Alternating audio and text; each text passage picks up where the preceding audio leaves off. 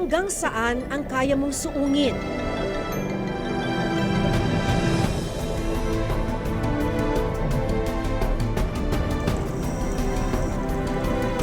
Gaano kalalim ang kaya mong sisirin?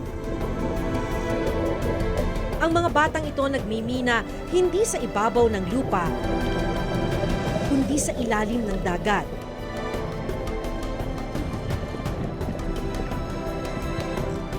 Para sa mailap na ginto at para sa inaasam na pag-ahon.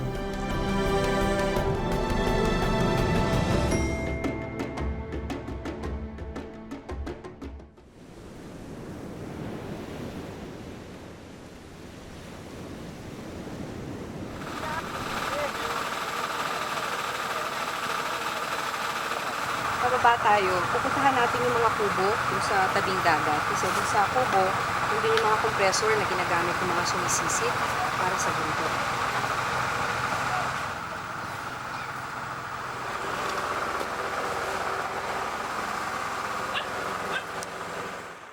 Sa pampang ng dagat, naabutan ko si Michelle habang hinihila ang sala-salabat na kawad ng hose na konektado sa isang kompresor. Ilang taon ka nung nagsimula ka nito? 9 years old. Bakit ang bata-bata mo pa nun? Bakit mo piniling sumisid? Para makatulong sa aking mga magulang. Minsan, walang ulam, minsan din walang kanin. Kaya gusto kong sumisid sa ilalim ng dagat para magkaroon ng pera, kahit ng bigas. Kasama ni Michelle sa pagsisid ang mga kapatid na sina Manilyn, 12 taong gulang, at si Dodong, 22 taong gulang. Minana na nila sa kanilang mga magulang na sina Mang Marlon at Aling Charlie ang ganitong hanap buhay. Suot ang gawa-gawang goggles at kagatang hose na magbibigay sa kanila ng hangin mula sa kompresor. Lumusong na sa dagat ang magkakapatid.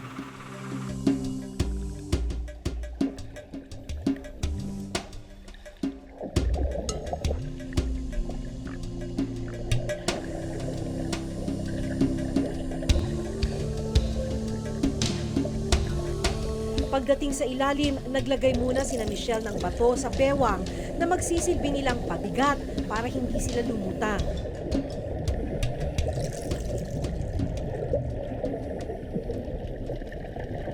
Sa lalim na 15 talampakan, narating nila ang minahan.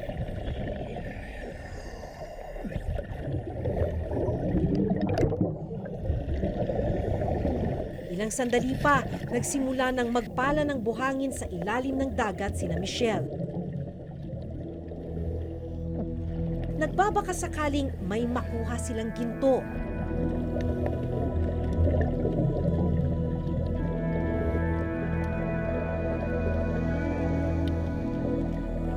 Makikitang nilalabanan ng magkapatid ang malakas na current ng tubig sa ilalim.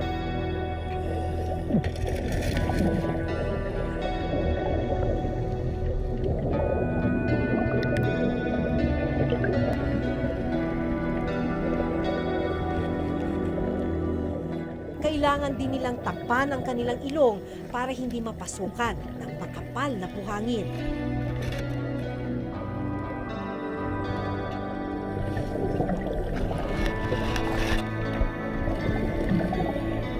Pero isang bagay ang ikinatatakot ni Michelle.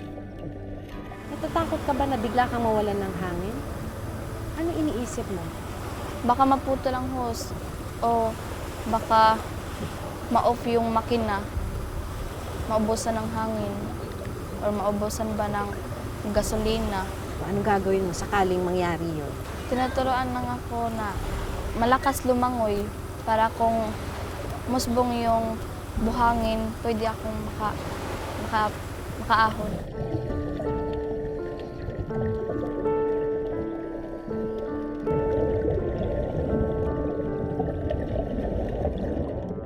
Sa kabila ng limitadong hangin na ibinibigay ng kompresor, buong puwersang pinapasa ng magkakapatid ang mga napunong sako.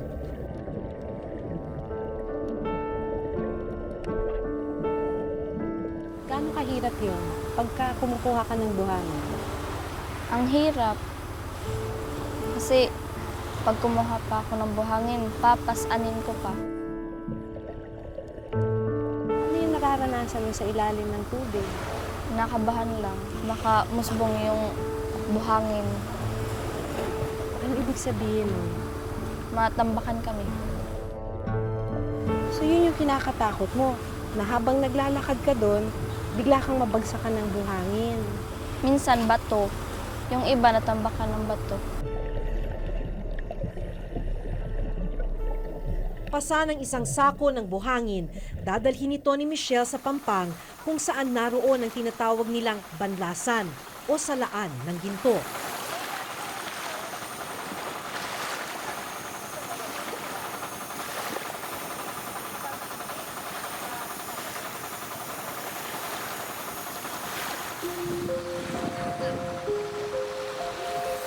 Paulit-ulit itong gagawin ni na Michelle sa loob ng 4 na oras para makaipon ng mas maraming ginto.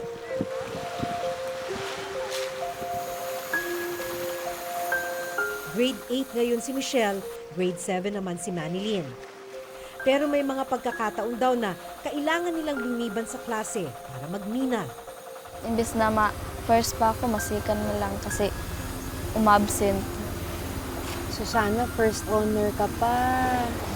Pero dahil sumisid ka, second honor. Kasi umabsent. Kailangan mong mag-absent, malungkot ka.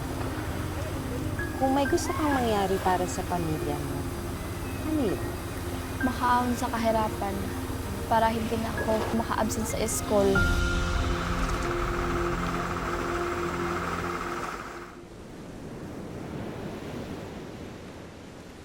Nakasalalay ang buhay ng mga sumisisid sa mga salasalabit na mga host na ito. Alam nila na sa bawat sisid nila, walang katiyakan na aahon sila ng ligtas.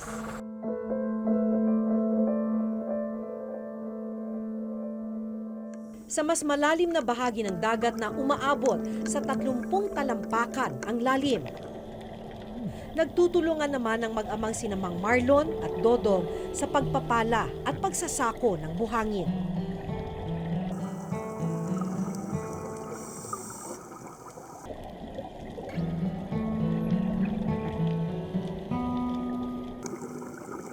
Trese anyos si Dodong nang magsimulang magmina sa ilalim ng dagat. Kinailangan niyang tumigil sa pag-aaral para makatulong sa pamilya. Grade 6 lang ang inabot niya. Walang ito.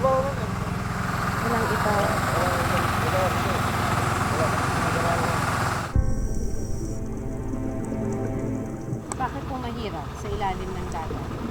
Kasi malamig doon. Minsan nga, gumaganyan ng mga paa namin. Pagkagano. Oo. Kaya pag mapunta ka doon sa ilalim ng dagat, sumisilid ka, kaya kilos na kilos ka, parang hindi ka lalamigin.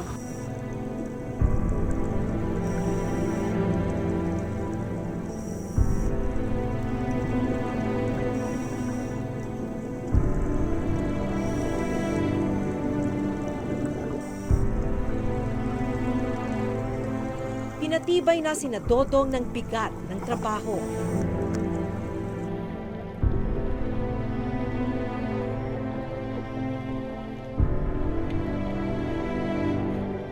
Deceiving yung itsura ng dagat.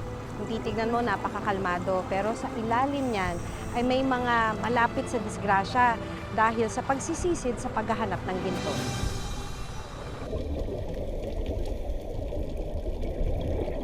Aminado si Mang Marlon na nangangamba siya sa bawat pagsisid ng kanyang mga anak. Isip niyo po ba na sana ay hindi sila sa ganitong trabaho? Oo. Ano po yun? Gusto ko na hindi sila magaya sa akin. Magtrabaho doon sa ilalim ng dagat. Dahil delikado eh. Naawa po ba kayo sa kanila? Pag nakikita niyo silang sumisisid, Talagang naawa ako, ma'am. Dahil mahirap eh. Kawawa naman aking mga anak magbuso doon. Kaya inanuhan ko nga sila, pinigilan ko nga sila na huwag na kayong magsaong, magsilid doon sa dagat. Mabuti pa, dito na lang sa baybay magbanlas. Nasa 3 dekada ng ganito ang hanap buhay dito sa lugar ni Namang Marlon.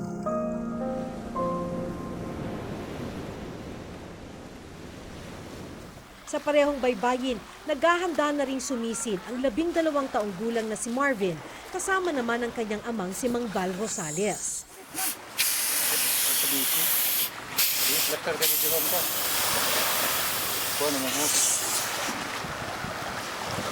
Wala ka mo pa. 6 na taon nang nagmimina sa ilalim ng dagat si Mang Val, alam niyang mapanganib ang ganitong uri ng trabaho. Pero wala naman daw kasi silang ibang mapagkukunan ng kabuhayan. Ano ho ba yung pwedeng mangyari dun sa ginagamit ninyong hose? Halimbawa, yung makina pag naubusan ng diesel, papatay siya, ganun. Ngayon, pagdating doon, kung kinapos ka ng hangin, kailangan kumapit ka dito na makatabi ka kagad. Yan ang ginagawa namin. Nangyari na sa inyo yan? Oo. Ano nangyari sa inyo nun? Ay, kahapon nga, sumabog to eh. Minsan kasi, pag magandang panahon, tulad nito tag-araw, medyo ang klima naman ng dagat, medyo mainit siya. Kaya kami minsan sumisisid kami ng alas 8, minsan umaahon kami alas 12:30. O bakit puputok? Eh, sa sobrang init, ma'am. Mainit yun. Hinawakan mo kayo na doon, di ba mainit? Yung puno, yun. So puputok yung hose? Oo, yun. Pumutok kahapon? Oo, putukan ako. Ayun, Ay, parang may pumutok ganun. na nga, oh. Pumutok? Oo, ayun. Nasaan po yung ano niyan? Ah, Saan yung sumisisit? maahon yun. Ano ho nangyayari? Nakameter man eh.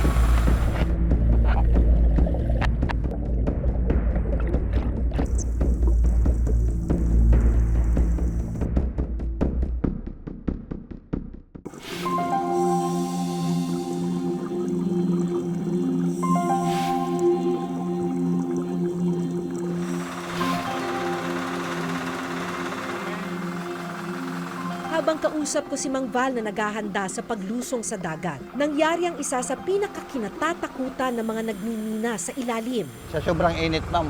Mainit yun. Hinawakan mo kayo na doon, di ba mainit? Yung puno, yun. So puputok yung hose? Oo, yun. Pumutok kahapon? Oo, putukan ako. Ayun, Ay, parang may pumutok ganun. na nga, oh. Pumutok? Oo, ayun. Natuklasan na host ni na Dodong ang pumutok. Maingat na hinila ng inang si Aling Charlie ang hose ng anak.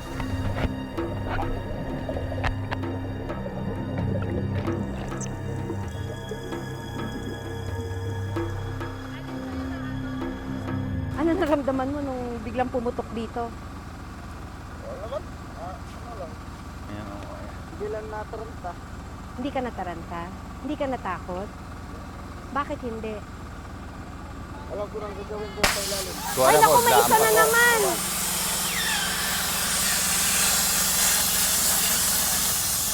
Tingnan ko pa na napay usang katibuto.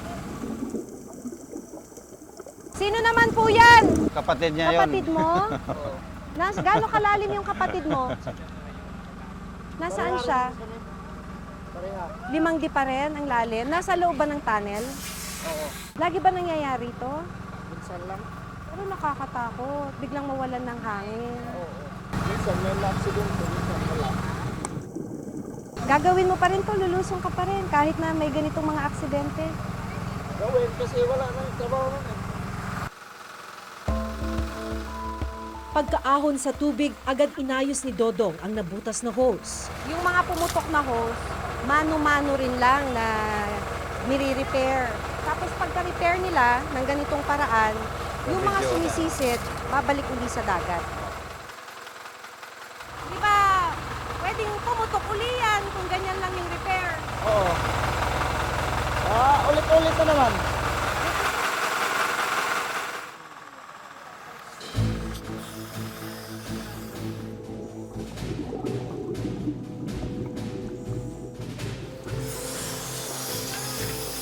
Tuloy na rin sa paglusong ang mag-amang sina Mang Val at Marvin.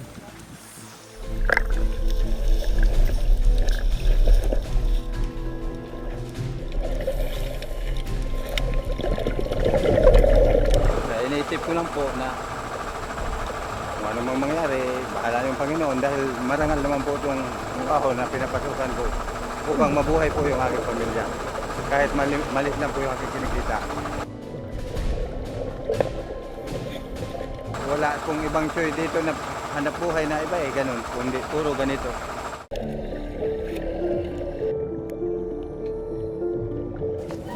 Absent ra ko aron mo tabang. Wa mi kanon. Yung palit nga magtambal. Gano'n ka kadalas mag-absent sa eskwela? Adlaw sa udto.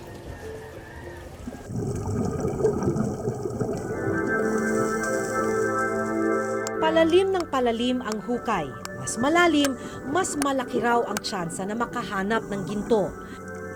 Pero dahil malabo na raw ang tubig at lumalakas na rin ang undercurrent sa ilalim ng dagat, nagpasya si Mang Val na tumigil muna at subukang muling sumisid kinabukasan. Bigo silang mag-amang makahanap ng ginto. Hindi kayo nakapuno ng sako? Hindi, pero kalahati lang. Ngayong araw na ito, walang kinita kami dahil kahit ng umaga malakas yung agos, ngayon ng hapon, sobrang labo. Halos hindi na makita yung ilalim. Pero may mas mabigat na kalbaryo pa palang pinapasan si Mang Val. Isang taon nang iniinda ni Marieta ang bukol sa kanyang dibdib, ni minsan hindi siya nagpatingin sa doktor. Masakit siya, buong araw siyang masakit. Hindi naman ho. Pag nakainom ako ng gamot, nawawala din. 5 oras ang layo ng pinakamalapit na ospital sa kanila, wala rin daw silang perang pampagamot. Nahirapan kami kasi kunti lang ang income sa asawa ko. Tama lang sa amin, sa gastos sa araw-araw. Minsan, hindi rin ako nakakainom kasi walang pambili. So titiisin niyo na po yung sakit? Minsan, itutulog ko na lang para baka pagising ko, wala nang sakit. Bakit kailangan mo tagtabang sa imong papa? Aron makapalit ng bugas o tambal ni mama. Samantala matapos ang buong araw na pagmimina sa ilalim ng karagatan, Paano po makikita yung ginto? Meron ho ba? Ayan. Ito, kung tutuusin, malaki na rito kung kumpara mo dun sa iba. Pero mas malaki pa yung butil ng bigas kesa dito. at para mas mabuo ang ginto, inilagay na nila ang mercury. Ilang pag-aaral na ang nagpatunay sa panganib na dulot ng exposure ng isang tao sa mercury, pero hindi ito alintana ni Dodong. Ang pinakahuling proseso, kailangang lutuin ang ginto para bumilog ito.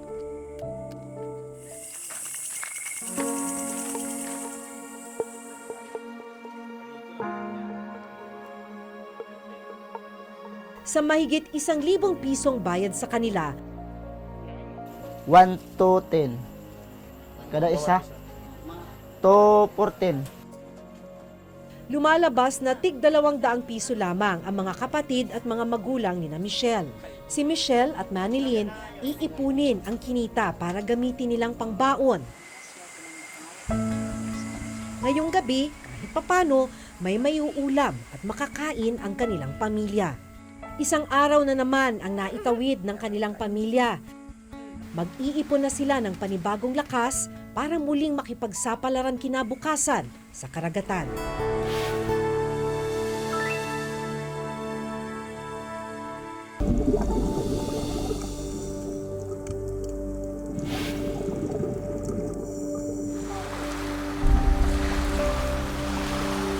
Sa kabila ng pagtulong sa kanyang pamilya sa pagmimina sa dagat, hindi napapabayaan ni Michelle ang kanyang pag-aaral. Patunay rito ang medalyang nakuha niya sa eskwela. Medal ko yan nung grade 6 pa ako. Ika-third honor ako niyan. Kung papapiliin ka ba, magmimina ka pa rin? Hindi dahil mahirap. Pursigido si Michelle na makakatapos siya ng pag-aaral. Gusto kong maging teacher para maturuan ng aking mga kapatid. Sabi kasi ng mga magulang ko, huwag kang mawala sa pag-asa naisip ko na pag mag-quit ako sa school, mas lalong lumala ang paghihirap namin.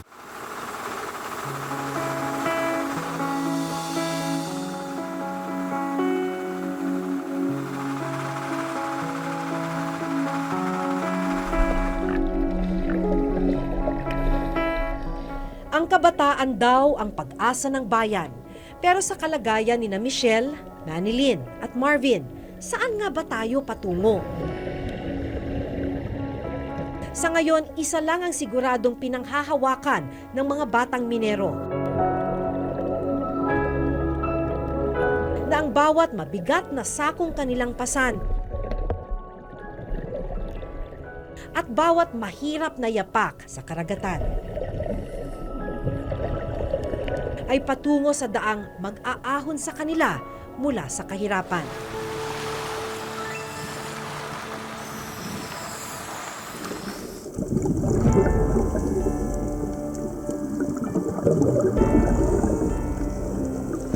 Ako si Maki Pulido at ito ang nakatala sa aking Reporter's Notebook.